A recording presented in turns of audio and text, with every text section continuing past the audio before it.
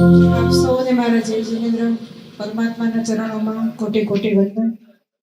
પૂજ્ય ગુરુદેવના ચરણોમાં દિલથી વંદન. આપ સૌ મારા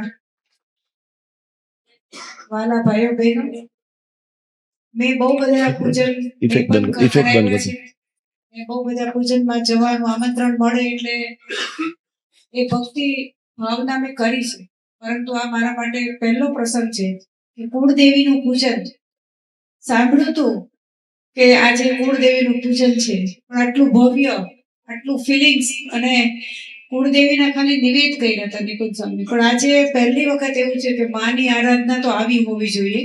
એને દિલથી આપણે બોલાવવા જોઈએ, એને સત્કારવા જોઈએ, એને ભાવ સાથે એને આગમન કરાવવું જોઈએ. એટલે હું તો મારી જાતને આજે ધન્ય માનું છું, અને આ બધું શ્રેય ખરેખર આપું તો ભારતીબેનને આપું છું.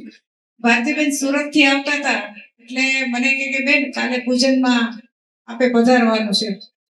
જોકે ઘણા બધા દિવસથી અલગ અલગ વ્યક્તિઓથી આમંત્રણ મળતું જ હતું, ઘણા ફોન આવ્યા છે કે બેન આવજો, પણ કોણ ફોન કરે છે મને કઈ બહુ ખબર નથી, પણ ફોન ઘણા આવ્યા છે આ પૂજનમાં આવવા માટેના.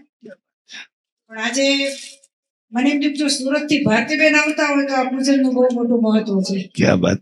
અને એટલા માટે અતિ વ્યસ્તતા તો નથી કહેતી, પણ બધું રૂટીન ગોઠવાયેલું હતું, છતાં બધું સાઈડ કરીને આજે એવું છે કે ના હવે બહુ બધું કર્યું, હવે આમાં આપણી ભાવનામાં થોડાક ઓતપ્રોત થઈએ. અને હું આવી છું, પણ મને એવું લાગે છે જાણે હું બહુ મોડી આવી છું, ઘણું બધું ચૂકી ગઈ છું એવું લાગે છે. સાથે એટલું પણ કહું છું કે જૈન શાસનની અંદર કામ કરતા કરતા આપણા સંસ્કાર, આપણે બધું જ કર્મને આધીન આપણું કામ કરતા હોઈએ છીએ, અને આ કર્મોની સજા અહીંયા જ છે, ઉપર જેને નથી એની પૂરેપૂરી સ્પષ્ટતા મનમાં છે.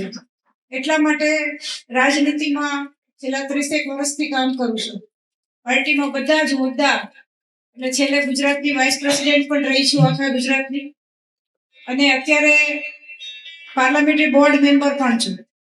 એટલે આખા ગુજરાતમાં ટિકિટો આપવાના કામગીરીમાં હું જ્યારે બેઠી હોય ત્યારે જોઉં કે કોણ જઈને ટિકિટ વાગી છે. અને નિકુંજ સ્વામી, હું અપાવવાનો 100% મારો પ્રયત્ન થાય કે ચલો આપણો ભાઈ કે આપણો બેન કોઈ આગળ આવતો હોય તો આપણે મદદ કરીએ. એકવાર જોરદાર હાથ ઉપર કરીને બેનાને આપણે બધા સલામી આપીશું. પૂજ્ય ગુરુ ભગવંતોના સાથે બધાને એવું લાગે છે કે હું મોદી સાહેબની બહુ નજીકની વ્યક્તિ છું, પણ હું બહુ બધા ગુરુ ભગવંતોની નજીકની વ્યક્તિ છું, એનો મને આનંદ છે. મારા માટે તો એ બધા પીએમ છે, જે જૈન શાસનનું આટલું મોટા મોટા કામ કરે છે. આપણા બધા ગુરુ ભગવંતોએ જે પોતાના આટલા વર્ષોના સંયમ જીવન માત્ર ને માત્ર આપણા બધા માટે પસાર કરી રહ્યા છે, એટલે એ જ આપણા માટે તો સૌથી મોટા મહાન માણસો છે. અને નિકુંજજીની વાતમાં તો હું એટલા માટે પ્રભાવિત છું કે મેં બહુ સાંભળ્યું છે આપના વિશે, બહુ સાંભળ્યું છે, આપને ક્યાંક ક્યાંક જોયા પણ છે, પણ આજે પ્રત્યક્ષ મળવાનો આનંદ આવ્યો. અને આપનું ઇન્વોલ્વમેન્ટ એમની સાથેનું જોઈને તો મને વધારે આનંદ છે. નહીંતર આ જગ્યા ઉપર જે કોઈ નીચે જ ના ઉતરતું હોય લગભગ, પણ એ પણ બહુ ગમ્યું. એટલે ખુશી તો પરમાત્માને પ્રત્યેક વ્યક્તિની હોય, અને એ વ્યક્તિની પોતાનું અંદર આવવું હોય એટલે ખૂબ આનંદ થાય. આજનો દિવસ મારા માટે જિંદગીનો સૌથી શ્રેષ્ઠ દિવસ હું માનીશ, અને ખૂબ યાદ રાખીશ, કારણ કે હું માતાજીને બહુ જ માનું છું. માની કૃપા વગર કશું જ નથી. હું એક વખત 2007માં પહેલું ઇલેક્શન લડી, 10 વર્ષ ધારાસભ્ય રહી, તો હું એક વખત ત્યાં એક મારો કાર્યકર્તા હતો કે બેન મેં તમારી બાધા રાખી છે, તમે આવો ને આવો. તો હું એ જગ્યા ઉપર ગઈ તો માં અંબાનું બહુ મોટું મંદિર હતું, તો ત્યાં એક બહુ વયોવૃદ્ધ પૂજારી બેઠા હતા. તો માને પગે લાગીને એમને પગે લાગવા ગઈ, એટલે એમણે મને એમ કીધું કે તું એવો અવતાર છે કે તું કોઈનાથી ડરવાની નથી, તને કોઈની બીક નહીં લાગે, તારી નિડરતા માટે માન આપું છું. અને માની હાજરીમાં કહું છું કે તારી આજુબાજુમાં સદાય સુરક્ષા કવચ રહેવાનું છે. અને તે દિવસથી ખબર નહીં અંદર એવી શક્તિ કામ કરે છે કે મને કોઈ દિવસ કેટલા કલાક મેં કામ કર્યું, થાક શું છે એ મને ખબર નથી, મારી ઉંમર કેટલી છે એ મને ખબર નથી, બસ દિવસ ઉગે રાત ઉગે કામ કામ કામ, ખૂટતું નથી એટલું કામ છે.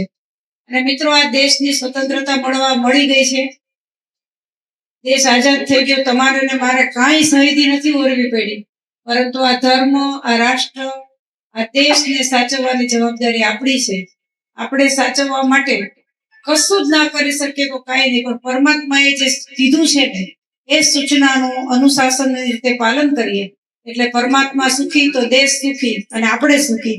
એ નિયમ અનુસાર આપણે સૌ વર્તીએ. નરેન્દ્રભાઈના સાથેના નિકટના સંબંધ આમ તો ક્યારેય કહેતા નથી, પણ એમણે બહુ ઝડપથી બધું કહી દીધું. પણ વર્ષોથી સાથે રહ્યા હતા, એમના પ્રચારક હતા ત્યારથી અમારા ઘરમાં સાથે. એમનો શીખનો જે પહેરવેશ તમે જોવો છો ને, જ્યારે કટોકટી વખતે એ ઘરમાં જ બદલાવીને એમનું જવાનું થયું હતું, એટલે ખૂબ નજીક રહેવાનું થયું છે.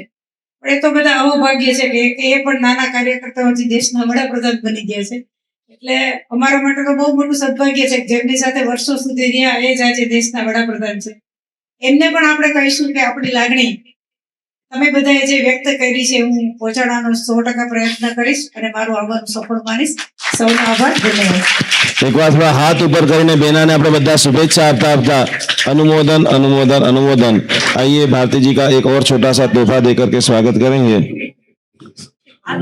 बोलो जय शासन भारती जी. यस जैनम जयती जैनम जयती शासनम जैनम जयती शासनम